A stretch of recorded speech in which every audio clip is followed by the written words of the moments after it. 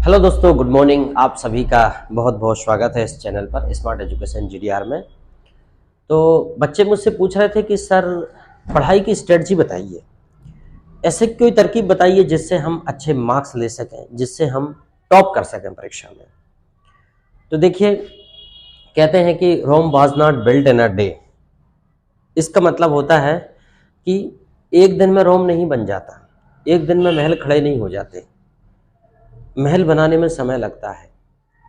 फिर भी उन बच्चों के लिए यह जो रणनीति मैं बता रहा हूँ यह बहुत कामगार होगी, जो बच्चे सिंसियर हैं और जिन्होंने अच्छे से तैयारी कर रखी है।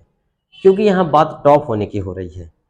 पास होने के लिए तो बड़ी सरल स्ट्रेटजी है कि जो भी पाठ्यक्रम है उसे पढ़ लीजिए, ज़्यादा से ज़्यादा तैयार कर लीजिए, आपकी जितनी क्षमता है उतना तैयार कर लीजिए, तो आप इवन पास हो जाएंगे।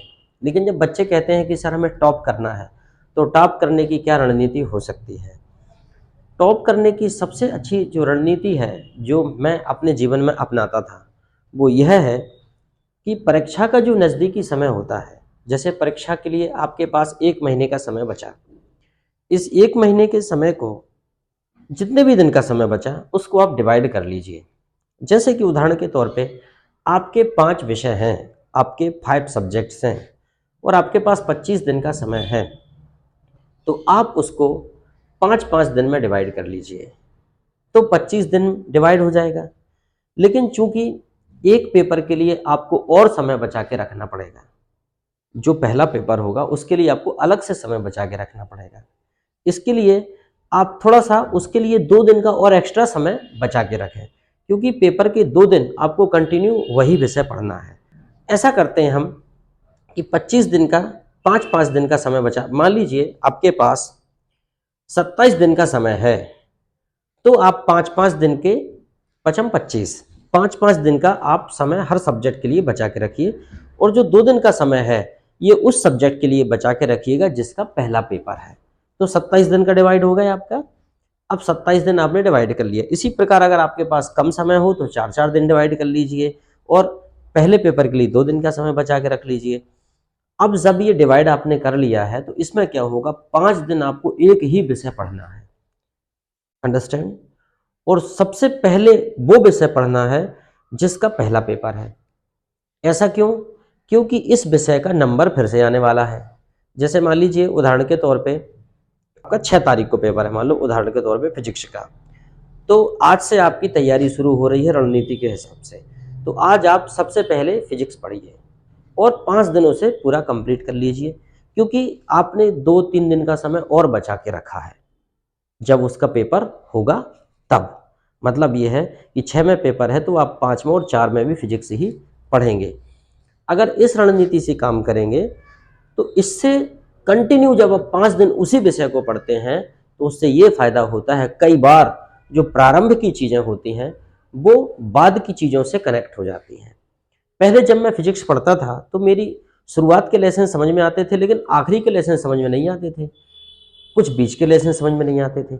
लेकिन जब मैंने शुरू से लगा के आखिरी तक कंटिन्यू 1 सप्ताह मैंने एक ही विषय को पढ़ा, कंटिन्यू रात दिन, एक बार खत्म हो गया फिर से चालू हो गया, एक बार खत्म हो गया फिर से रिवीजन चालू हो गया, तो आप आश्चर्य मानेंगे कि मुझ जैसा विद्यार्थी जो मैथ्स और फिजिक्स और केमिस्ट्री में कमज़ोर था, चूँकि मेरा जो साइंस पार्ट है, मैथमेटिकल पोर्शन बहुत अच्छा नहीं था, उसने भी बहुत अच्छा स्कोर करके आया था परीक्षा में।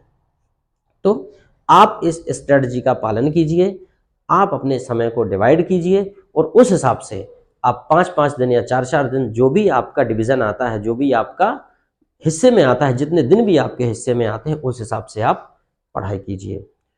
फिर देखिए आप किस प्रकार चमत्कारिक तरीके से आप कमाल करके आएंगे परीक्षा में। जनरली होता क्या है, हम इस प्रकार से पढ़ते हैं कि हमने जल्दी से फिजिक्स पढ़ ली, फिर हमने जल्दी से केमिस्ट्री पढ़ ली थोड़ी देर, फिर हमने थोड़ी देर मैथ पढ़ ली, फिर हमने थोड़ी देर इंग्लिश पढ़ ली, तो सब कचरा हो जाता है। और कई बार किसी सब्जेक्ट को ज़्यादा समय मिल पाता है, किसी को कम मिल पाता है, और जनरली आपके फेवरेट विषय को आप ज़्यादा समय देते हैं और जो थोड़ा सा फेवरेट नहीं होता या कठिन विषय होता है उसको आप कम समय देते हैं। लेकिन जब आप अपने समय को 5-5 दिन, 6-6 दिन या 7-7 दिन के हिसाब से डिवाइड कर देते हैं तो आप 24 घंटे एक ही सब्जेक्ट को पढ़ते हैं। इससे आपका दिमाग बार बार बदलता नहीं है। कि आपने इतिहास पढ़ी, इतिहास के बाद एकदम से हिंदी पे आ गए, हिंदी से डायरेक्ट इंग्लिश पे पहुंच गए, तो ऐसा नहीं रहता। अगर इस प्रकार से आप टाइम को डिवाइड करेंगे, आप इस डिवीज़न के 2 सेगमेंट भी बना सकते हैं। आप चाहें तो जैसे 25 दिन का 5-5 दिन में डिवाइड ना करके आप ऐसा भी करते हैं, 15 और 10 दिन का डिवाइड कर लीजिए अलग। आप यहाँ पे 15 दिन का डिवाइड कर लीजिए, ठीक है, 3 5 15, 3 दिन का डिवीजन कर लीजिए, और 5 दूनी 10, 2 दिन का और कर लीजिए। मतलब आपको लगता है कि आप 5 दिन एक ही विषय पढ़ेंगे, ज़्यादा समय हो रहा है, तो आप इस प्रकार से कर लीजिए कि 5 या 15, ठीक है, 5 विषय को 3-3 दिन डिवाइड कर लीजिए। फिर ये 3-3 दिन हो गया, फिर पांचों विषय को 2-2 दिन में डिवाइड कर दीजिए। तो आपको लगेगा, आपको ऐसा नहीं लगेगा कि हमने एक विषय 20 दिन पहले पढ़ा था और उसका नंबर आज आ रहा है। आपको ऐसा लगेगा अरे 15 दिन पहले तो पढ़ा था, उसका नंबर फिर से आ गया। और जो पहला पेपर है उसके लिए 2 दिन का समय आपको बचाना है, क्योंकि बाकी जो पेपर्स होते हैं उनमें भी आपको गैप मिल जाता है। तो जो स्ट्रेटजी मैं बता रहा हूँ, इस स्ट्रेटजी को हमेशा पालन कीजिए। और दोस्तों, अच्छा स्कोर बनाने के लिए कभी भी किसी को अपनी तैयारी बताते मत फिरिएगा। जो भी आप करना है, आपके मन में होना चाहिए कि आप क्या करना चाहते हैं, आपकी कितनी तैयारी है। कोई पूछे आपकी कितनी तैयारी है तो बोल दो ठीक तैयारी है, अच्छी तैयारी है। लेकिन अपनी जो रणनीति है, अपनी जो तैयारी है, अपनी जो प्रिपरेशन है, वो पेरेंट्स को भी पता नहीं होनी चाहिए कि आपने कितनी भयंकर तैयारी कर रखी है। कोई पूछे तो जनरली बता दो कि ठीक ठाक तैयारी है, कर लेंगे हम, अच्छा हो जाएगा। परंतु बढ़ा चढ़ाकर कभी नहीं बताना चाहिए कि हमारा एक लेसन तैयार है और आपको 4 बताते फिर रहे। आपकी क्या तैयारी है, आगामी परीक्षा में सब पता चल जाएगा कि कौन झंडे गाड़ेगा, किसके गले में माला पड़ने वाली है और किसके गले में नहीं पड़ेंगी। देखो दोस्तों, पढ़ाई का संबंध सफलता से नहीं है, ये बात मैं फिर भी क्लियर कर देता हूँ। ऐसा नहीं है कि जो बच्चा टॉप करेगा वो काबिल है और जो बच्चा टॉप नहीं कर रहा वो काबिल नहीं है। It's not true. परंतु चूंकि एक प्रतिस्पर्धा है और प्रतिस्पर्धा दूसरे से नहीं है, प्रतिस्पर्धा खुद से है कि मेरे अंदर कितनी क्षमताएं हैं। उन क्षमताओं को जांचने के लिए मुझे मेरी मेहनत करने का तो अधिकार है। आज मैं किसी को भी नीचे नहीं दिखाना चाहता, किसी का पैर नहीं खींचना चाहता, मैं किसी का जेब नहीं काटना चाहता, किसी का हक नहीं मारना चाहता। परंतु मुझे अपनी क्षमताओं का प्रयोग तो करने दोगे कि नहीं करने दोगे? भाई, मैं क्या कर सकता हूं जीवन में, मैं कितना ज्यादा कर सकता हूं, मुझे ये तो जानने का अधिकार है कि नहीं है। ऐसा तो नहीं है कि मान लीजिए मैं टॉप रैंक ले आऊंगा, कोई दूसरा टॉप रैंक आता, मैंने उसका अधिकार छीन लिया।